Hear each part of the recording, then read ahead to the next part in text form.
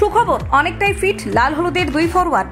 বুধবার সন্ধ্যায় AFC champions league tyre 2 এর প্রিলিমিনারি রাউন্ডে ম্যাচ খেলবে ইমাম ইস্ট বেঙ্গল, যেখানে তাদের প্রতিপক্ষ হিসেবে রয়েছে এফসি আলটিন অ্যাসির।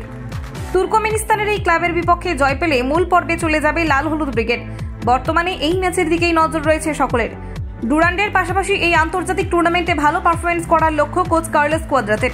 সেই মতো কোচের নির্দেশ অনুযায়ী গত কয়েকদিন ধরে এআইএফএফ এর সেন্টার অফ এক্সিলেন্সে অনুশীলন করছেন দলের ফুটবলাররা, যেখানে চোট সমস্যা বারংবার চিন্তায় ফেলেছিল স্প্যানিশ কোচকে।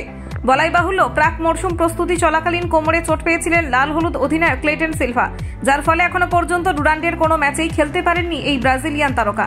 অপরদিকে এই টুর্নামেন্টের প্রথম ম্যাচে অংশ নিলেও পরবর্তীতে চোটের কবলে পড়েন আরেক ফরওয়ার্ড দিমিত্রিয়স ডায়ামান্টাকোস, যার নিঃসন্দেহে বড়সড় ধাক্কা ছিল লাল হলুদ ব্রিগেডের কাছে। তবে এবার অনেকটাই বদলেছে পরিস্থিতি। চোট সমস্যা কাটিয়ে বর্তমানে অনেকটাই ফিট লাল হলুদের দুই দাপুটে ফরওয়ার্ড। তাই গত সোমবার দলের পক্ষে অনুশীলনেও যোগ দিতে দেখা যায় ক্লেটন সিলভা এবং দিমিত্রিয়স ডায়ামান্টাকোসকে। সব ঠিকঠাক থাকলে আসন্ন এএফসির ম্যাচে দলের হয়ে খেলতে দেখা যেতে পারে এই দুই বিদেশি ফুটবলারকে। কলকাতা 24/7.in।